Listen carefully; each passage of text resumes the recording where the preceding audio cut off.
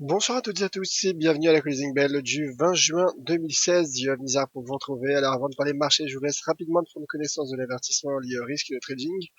Négocier sur marge sur le marché des devises via des produits CFD comporte un risque élevé et ne peut être recommandé à tout investisseur. FXCM et Daily FX ne pourront en aucun cas être tenus responsables de pertes dommages occasionnées à un client sans restriction des pertes manques à gagner qui pourraient découler directement ou indirectement de l'utilisation de ces informations. Voilà, donc pour ce disclaimer, bonsoir JS, bonsoir à tous, n'hésitez pas à laisser vos commentaires, poser vos questions, poster vos graphiques sur le chat et je reviendrai au cours de cette présentation. Alors, deux petites informations avant de de débuter sur les marchés. Simplement un rappel pour les marges ont augmenté le week-end dernier. Elles sont augmentées ce week-end et elles risquent d'augmenter tout au long de cette semaine dans un but justement de prévenir un risque de Brexit. Dans un but simplement de protection contre un éventuel Brexit. Donc je rappelle que le référendum aura lieu jeudi. Je rappelle également que, que les ordres stop pourraient ne pas être exécutés au prix paramétré. Puisqu'en effet, une absence des trous de cotation sont à prévoir au vu justement de ce risque de Brexit et surtout de cette forte volatilité. Autre information, vous avez dû recevoir un email concernant la loi Sapin 2. Simplement, si vous voulez réagir sur le portail du Sénat, je vous mets le lien sur le chat. N'hésitez pas, si vous le souhaitez, à faire part de votre opposition. Si jamais c'est le cas, bien sûr. Sachez que toute l'équipe d'EliFX et FXCM vous sera reconnaissant.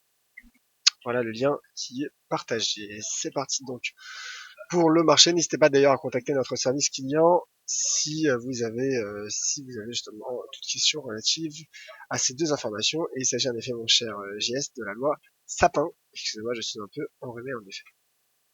Alors, c'est parti pour les marchés. Et on va débuter par le GBPUSD, car comme vous voyez, la livre sterling qui bondit après son net gap haussier. La livre qui a donc qui effectue tout simplement le taux de change GBPUSD qui effectue une belle bougie bleue. C'est une ligne de hausse. Donc aujourd'hui, en effet, le marché semble spéculer sur un Bremain. Il spécule sur un Bremain justement. En raison notamment de récents sondages qui mettent le camp donc du Bremain vainqueur du référendum jeudi prochain.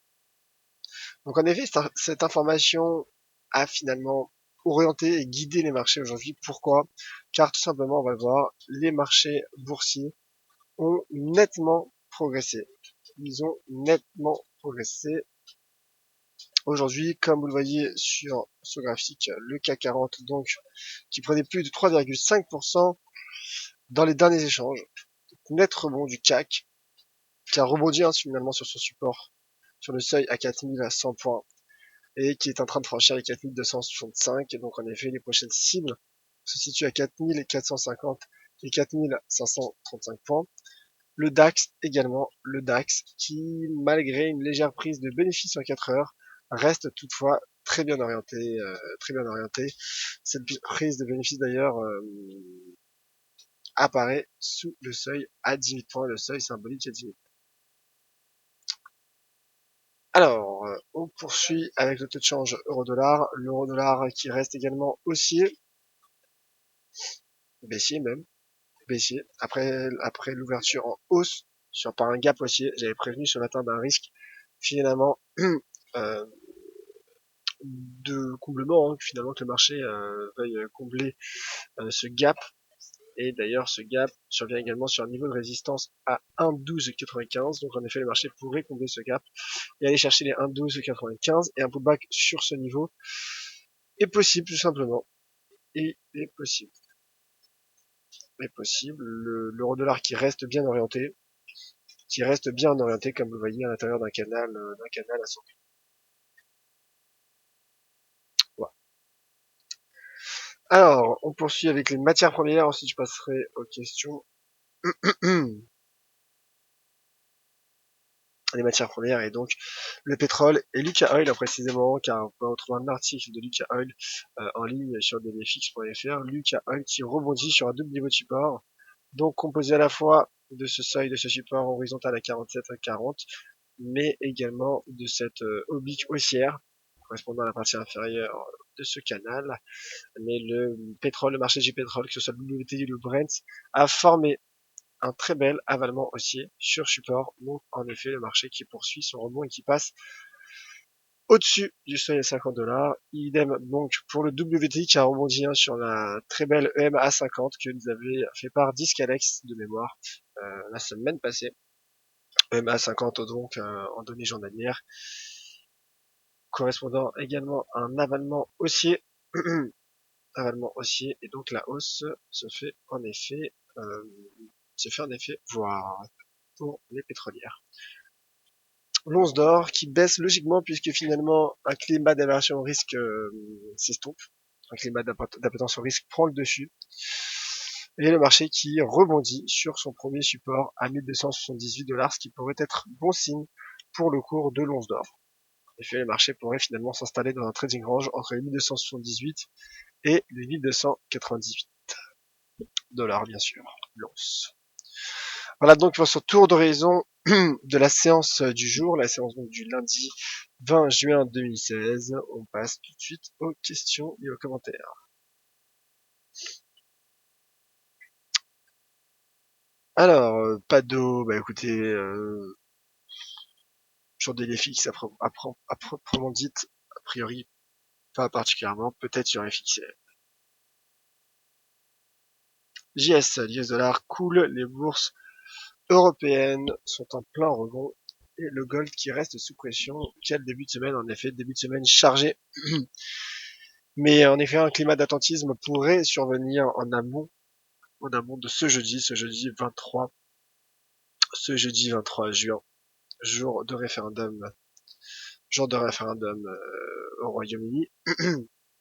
En effet, le dollar qui baisse, l'euro dollar qui baisse également, ce qui montre la faiblesse de l'euro qui est en nette difficulté, qui est sous pression, puisqu'il se replie malgré un dollar qui se replie.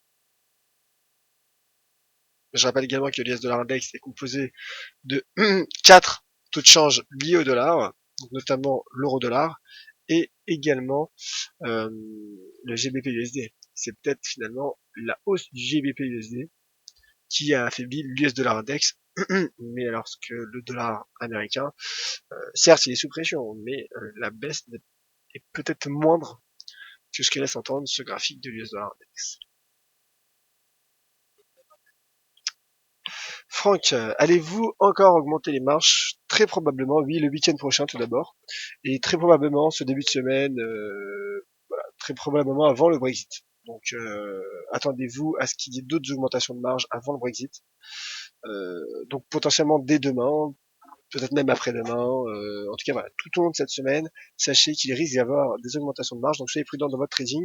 D'ailleurs, nous vous incitons à ne pas trader tout au long de cette semaine, car c'est une semaine de tous les dangers. Alors, visiteurs, et ce jeudi aura-t-on un Commodities Market Report malgré les Brexit? Oui, oui, oui, je vous remercie tout d'abord pour cette question et de l'intérêt que vous portez donc à cette émission, à mon émission donc le Commodities Market Report. Oui, il y aura un CMR jeudi matin à 10h15 comme chaque matin d'ailleurs. JS, le yen va servir refuge selon vous? Oui, le yen est un actif à l'aspect refuge, au même titre que l'once d'or. Le yen, excusez-moi, j'ai une petite toux, un petit chat dans la gorge, mais en tout cas, le yen en effet qui pourrait être sous pression, nette pression également, fortement sous pression, du moins si le Brimane l'emporte ce jeudi.